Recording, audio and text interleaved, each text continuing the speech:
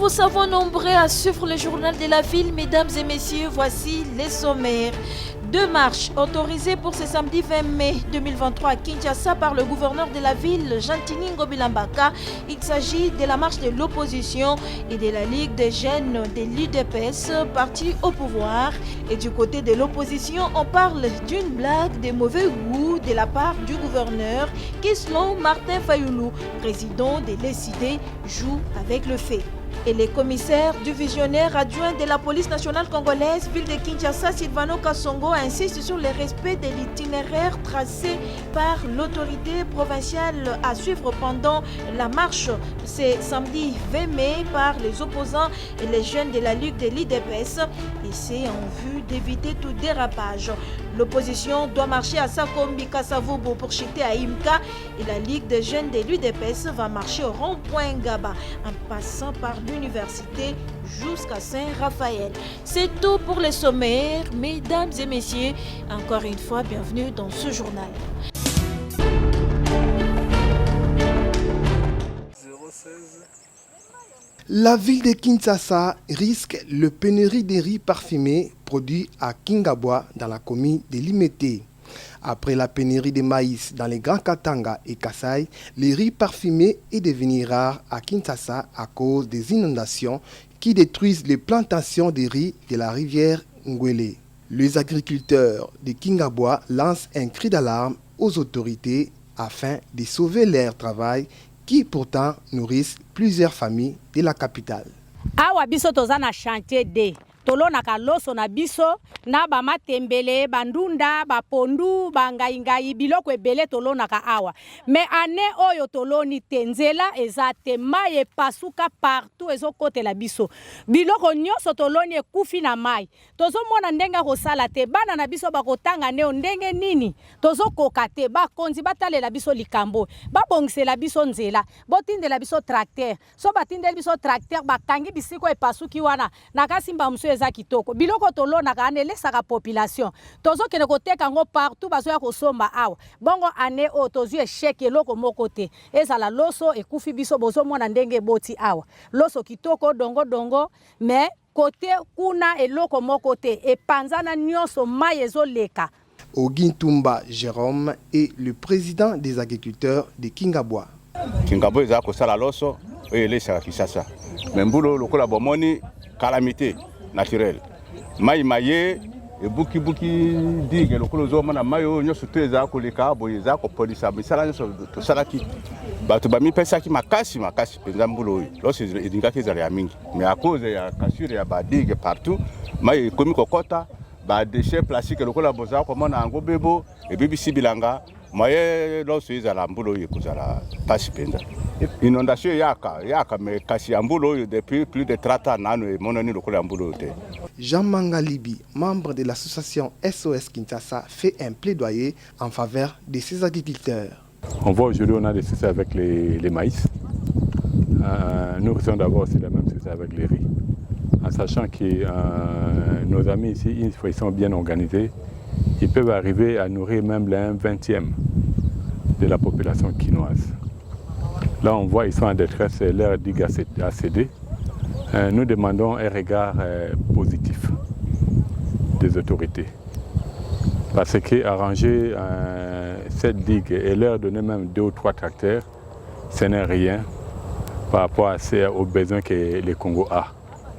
Voilà, non, c'est à ce niveau-là que l'autorité voit. Parce qu'ils ne sont pas seulement confrontés au problème de la digue, il y a aussi un problème par rapport aux constructions anarchiques. Les autorités de la ville de Kinshasa doivent dépêcher un tracteur afin de refaire ces digues pour le bonheur de la population.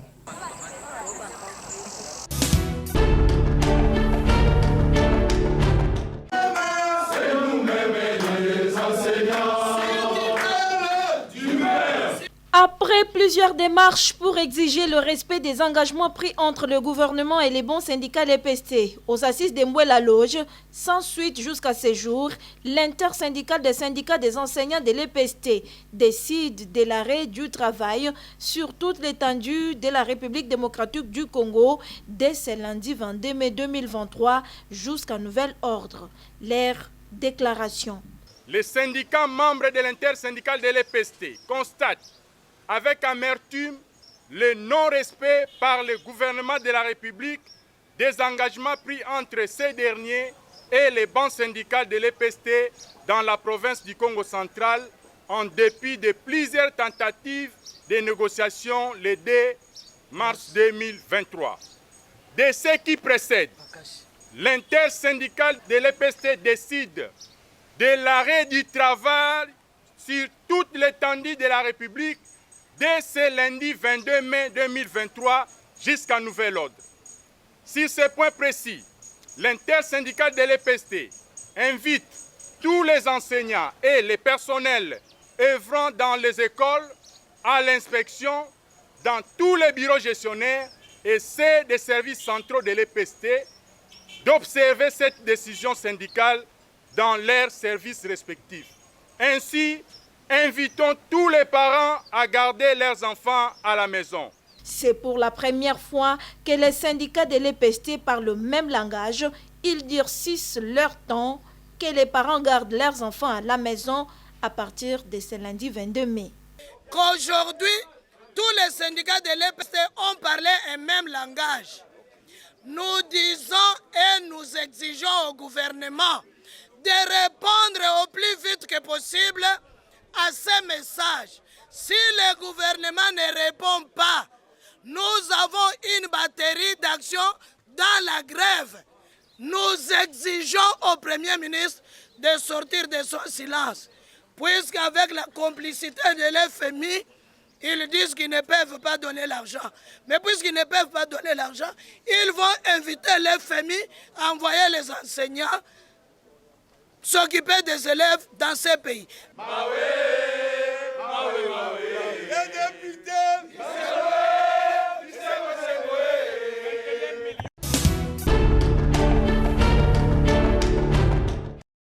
Les établissements scolaires de la République démocratique du Congo n'enregistrent pas le retard de la paye, ni en termes d'arriérés des salaires, ni des frais de fonctionnement. Le seul défi, c'est lorsque certains opérateurs des payes ne remplissent pas les conditions requises en matière de capacité financière ou de déploiement des fonds en temps réel. Tel a été le constat en ce qui concerne la paie des enseignants dans certains coins à accès difficile et là où il n'y a pas de banque commerciale. Voilà pourquoi le président du conseil d'administration de la Caisse générale d'épargne du Congo, Cadeco SA, Maître Jean-Pierre Ducoma, accompagné de Juliette Mbambo Moukole et d'Assoumani Michel, respectivement directeur général et directeur technique de la Cadeco, ont été reçus par le ministre de l'enseignement primaire, secondaire et technique, le professeur Tony Mwabakazadi, ce jeudi 18 mai 2023, dans la salle de réunion de son cabinet, en présence du secrétaire général, de l'inspecteur général et du directeur de la DINACOPE. À l'issue de cette séance de travail, le professeur Tony Mwabakazadi a déclaré à la presse: Parmi les défis auxquels nous sommes confrontés dans notre sous-secteur de l'EPST, il y a la question de la paye régulière et effective des enseignants. À ce jour, le gouvernement n'est pas en retard, on le répète toujours, ni de frais de fonctionnement, ni de salaire, mais malheureusement, des opérateurs qui ont été recrutés et engagés dans la paie des enseignants, certains d'entre eux ont démontré leurs limites. Et nous sommes en train de réfléchir pour voir comment, dans les zones où la paie n'est pas effective, qu'elle soit effectivement effective et régulière. C'est la réunion que nous venons de tenir avec la Cadeco pour voir dans quelle mesure elle peut prendre les relais des zones où la paie des enseignants pose encore problème et la rendre effective et régulière.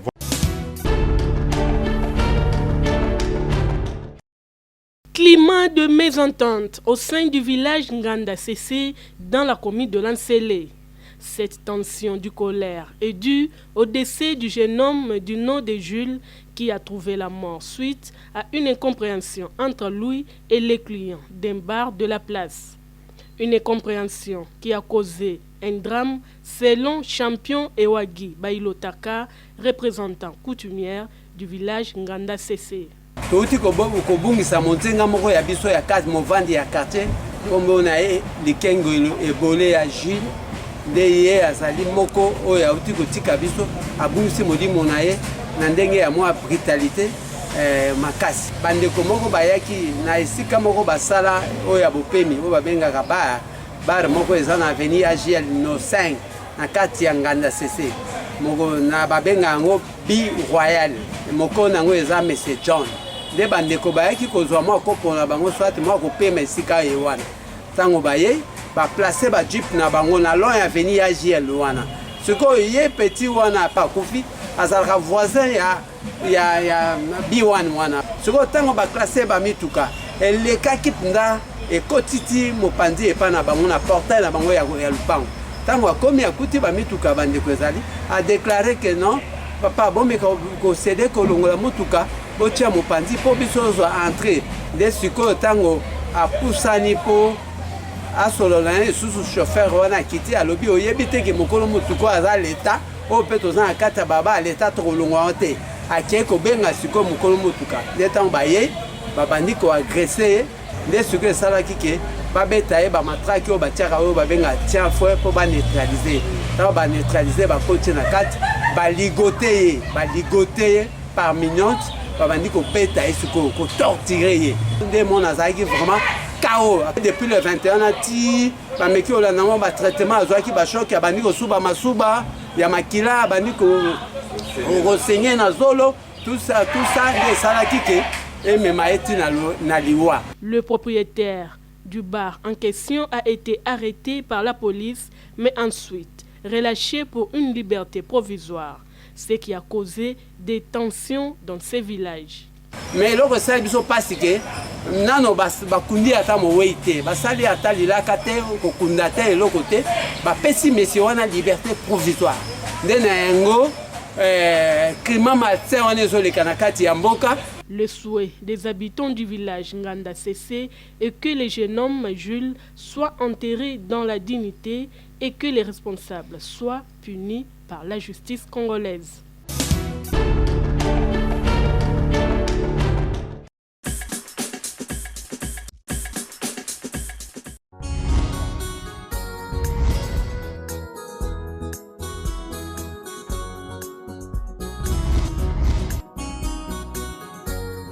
Le territoire de Songololo, l'un des bénéficiaires du programme de développement local à la base, PEDEL 145 territoires, sous le pilotage de la cellule d'exécution des financements en faveur des États fragiles CFF, a reçu le gouverneur Guy Bandou le 24 mars 2023 pour la cérémonie de lancement des PEDEL 145 territoires. En effet, le PEDEL 145 territoires prévoit pour Songololo la construction de 4 écoles primaires, 8 centres de santé et un bâtiment administratif dont les travaux ont été inaugurés le 24 mars 2023.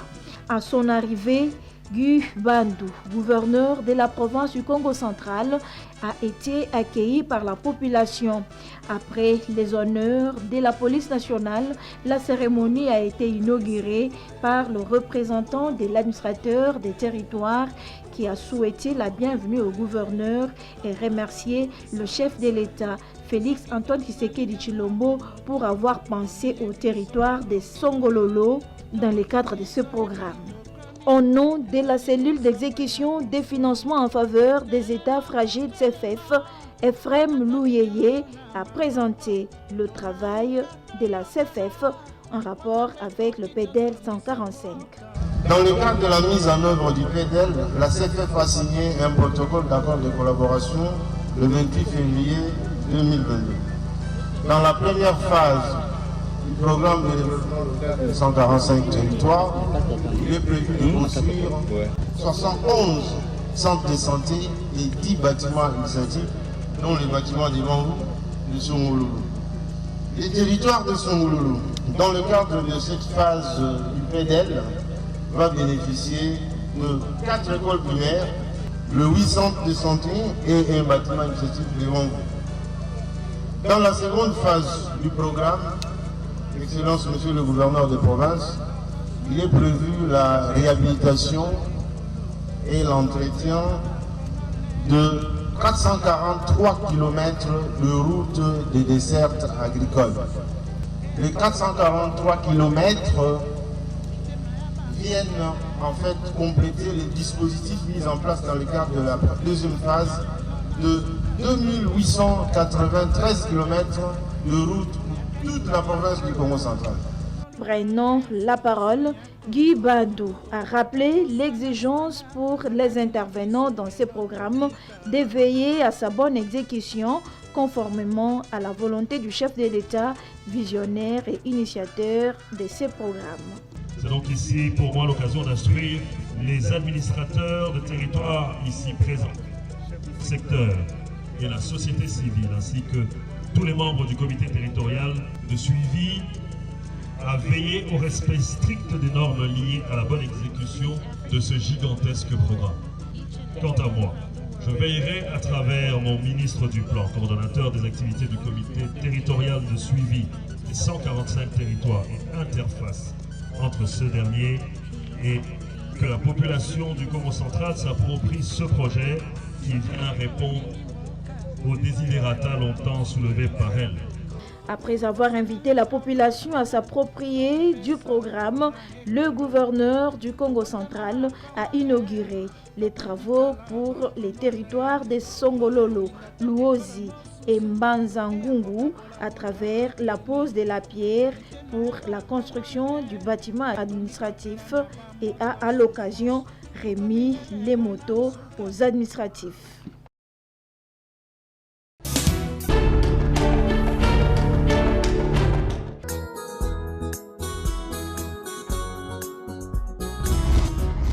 Dans le cadre du PDL 145 territoires, programme piloté dans la partie ouest par la cellule d'exécution des financements en faveur des États fragiles dans cette province, les travaux vont bon train dans la province du Congo central, plus précisément dans le territoire de Sekebanza. Au siège de l'administration, un nouveau bâtiment en construction en matériaux durables est en train de sortir des terres, faisant ainsi de l'ombre à l'ancien. Les ingénieurs, techniciens, maçons et leurs assistants, tous participent à l'ouvrage et le résultat est déjà visible. Abigail Umba, ingénieur à charge de la logistique pour le compte de l'entreprise Procom, fait l'économie du chantier bâtiment administratif. Les travaux évoluent bien. Jusque-là, nous avançons tous les sites déjà. Dans certains sites, comme vous voyez ici, nous sommes déjà au niveau de ceinture. Et dans la plupart d'autres sites, nous sommes déjà au niveau des élévations. Nous faisons tout ce que nous pouvons jusque-là pour qu'aucun chantier ne puisse manquer de matériaux, pour que chaque jour, que tous les chantiers fonctionnent normalement. Nous nous battons, nous travaillons dur pour que les infrastructures soient livrées dans les délais. C'est une responsabilité que nous avons acceptée, donc nous sommes obligés de nous battre et travailler pour arriver à respecter le délai. L'ingénieur à charge des travaux donne les explications sur le bien fondé du dit bâtiment. Dans ce bâtiment administratif, il a une superficie de 33,75 mètres sur 10 mètres, ce qui fait l'ensemble de 337,50 mètres carrés. Ce bâtiment est constitué d'une salle de réunion, d'un bureau affecté à l'administrateur du territoire, de deux bureaux qui seront affectés aux deux administrateurs adjoints du territoire, un bureau pour le secrétariat, un bureau pour la police nationale congolaise, un bureau pour l'agence nationale de renseignement, un bureau pour les archives, c'est 5 bureaux pour les administratifs, y compris les sanitaires. Le début des travaux a été prévu le 6 février 2023 et le délai de travaux est estimé à 5 mois et demi. Ces bâtiments viennent répondre à un besoin d'efficacité et de modernité pour un rendement efficient en rapport avec le travail dans l'administration à Sekebanza. À côté du bureau administratif, il y a également les écoles et les centres de santé. Retenez que ces bâtiments en construction va être inauguré au mois de mai pour le bonheur de population de Sekebanza.